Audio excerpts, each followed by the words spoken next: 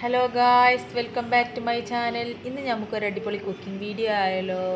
2 ദിവസം മുന്നേ സൂപ്പർ മാർക്കറ്റിൽ പോയപ്പോൾ നമ്മളൊരു രണ്ട് മഷ്റൂം വാങ്ങിച്ചായിരുന്നു. ആ മഷ്റൂം വെച്ചിട്ട് ഇവിടെ സ്ഥിരമായി ഉണ്ടാക്കുന്ന ഒരു റെസിപ്പി കാണിച്ചു തരാവേ. നല്ല അടിപൊളി ടേസ്റ്റാണ്. ബീഫിനെ പോലും വെല്ലുന്ന മഷ്റൂം റെസിപ്പിയാണ്. നിങ്ങളെല്ലാവരും ട്രൈ ചെയ്യണേ. നമുക്ക് വീഡിയോയിലോട്ട് പോവാം. ആവശ്യമായ ഇൻഗ്രീഡിയൻസ്: വലിയ ജീരകം 1 ടീസ്പൂണ്, വെളുത്തുള്ളി ഇഞ്ചി പേസ്റ്റ് ആവശ്യത്തിന്, മഞ്ഞൾ 1/2 ടീസ്പൂണ്, മുളക് 1 ടീസ്പൂൺ, എരിവിനനുസരിച്ചാണ്. ഞങ്ങൾക്ക് കുറഞ്ഞ എരിവ് അതുകൊണ്ട് 1 ടീസ്പൂൺ എടുത്തത്. പിന്നെ മല്ലിപ്പൊടി 2 ടീസ്പൂണ്. കുക്കറിലേക്ക് കഴുകി വൃത്തിയാക്കി വെച്ച മഷ്റൂം കുക്കറിലേക്ക് ഇടുക. ഇതെന്താ വെച്ചാൽ സാധാരണ ക്ലീൻ ചെയ്ത മഷ്റൂമാണ് കിട്ടാറ്, പക്ഷേ ഇതൊന്ന് ക്ലീൻ ചെയ്തിട്ട് നല്ല കല്ലും മണ്ണുണ്ട്. പിന്നെ അതിലേക്ക് വെളുത്തുള്ളി ഇഞ്ചി പേസ്റ്റ് എല്ലാം ആ മസാലകളൊക്കെ ആഡ് ചെയ്ത് കൊടുക്കുക. എന്നിട്ട് നന്നായി മിക്സ് ചെയ്യുക. കൈ കൊണ്ട് മിക്സ് ചെയ്താൽ ശരിക്ക് എല്ലായിടത്തും ആവും. എനിക്ക് പിന്നെ കൈയിന് ചെറിയൊരു മുറിവ് പറ്റിയോണ്ട് മുളക് പൊടി തട്ടിയാൽ നീറും കരുതിയിട്ട് ഞാൻ അങ്ങനെ മിക്സ് ചെയ്തിട്ടില്ല. ഞാൻ സ്പൂണോട് നന്നായി മിക്സ് ചെയ്ത് കൊടുക്കുക ചെയ്തത്.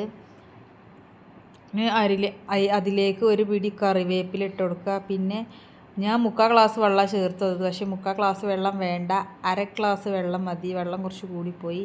ഇനി നമുക്കത് 15 മിനിറ്റ് സ്റ്റൗവിൽ വേവിക്കാൻ വെക്കാം. 15 മിനിറ്റിന് ശേഷം നമുക്ക് നോക്കാം. കാരണം 15 മിനിറ്റ് മതി. പക്ഷേ ഇതിൻ്റെത് കുറച്ച് വെള്ളം കൂടുതലായതുകൊണ്ടേ കുറച്ച് സമയം കൂടിപ്പോയി.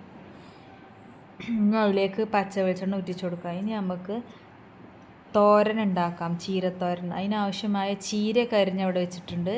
അപ്പം ഞാൻ അതിലേക്ക് തേങ്ങയും പച്ചമുളകും നന്നായി ക്രഷ് ചെയ്യാം. നല്ല എരിവില്ല മുളകായതുകൊണ്ട് പകുതി മുളക് എടുത്തിട്ടുള്ളൂ. ഞാൻ അത് നന്നായി ബ്ലെൻഡ് ചെയ്ത് കൊടുക്കാം.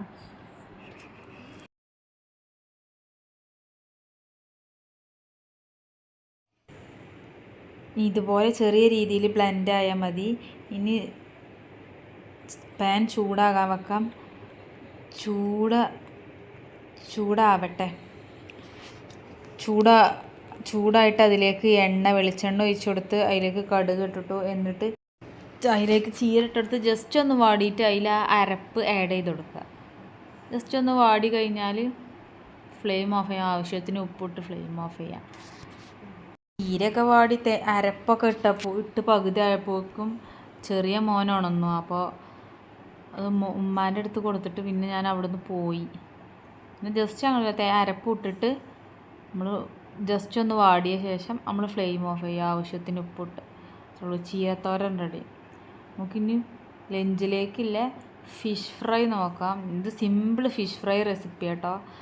വെളുത്തുള്ളി ഇഞ്ചി പേസ്റ്റ്, മഞ്ഞൾപ്പൊടി 1/2 ടീസ്പൂണ്, മുളക് പൊടി ആവശ്യത്തിന് എരിവനുസരിച്ച്, ആവശ്യത്തിന് ഉപ്പ്, ഒരു ആ സുർക്കൻ്റെ അടപ്പിൻ്റെ ഒരടപ്പ് വിനാഗിരി ഒഴിച്ച് നന്നായി മിക്സ് ചെയ്യാം. മിക്സ് ചെയ്തിട്ട് തുള്ളി വെള്ളം ആഡ് ചെയ്തിട്ടുണ്ട് ഉമ്മ. നന്നായി മിക്സ് ചെയ്യാം. നല്ല അടിപൊളി ടേസ്റ്റ് കേട്ടോ ഇങ്ങനെ ഫിഷ് ഫ്രൈ ചെയ്താൽ. എന്നാലും സിമ്പിളാനും നല്ല ടേസ്റ്റിയാണ്.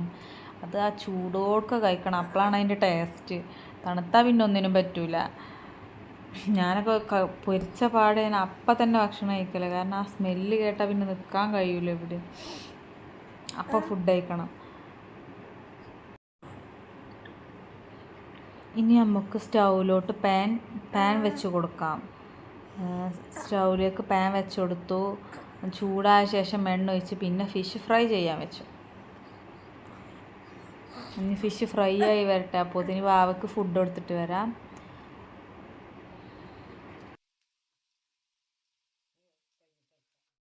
അങ്ങനെ നമ്മളെ ഫിഷ് നല്ല അടിപൊളിയായി ഫ്രൈ ആയിട്ട് വന്നിട്ടുണ്ട്. ഇനി നമുക്ക് ഫുഡ് കഴിക്കാം.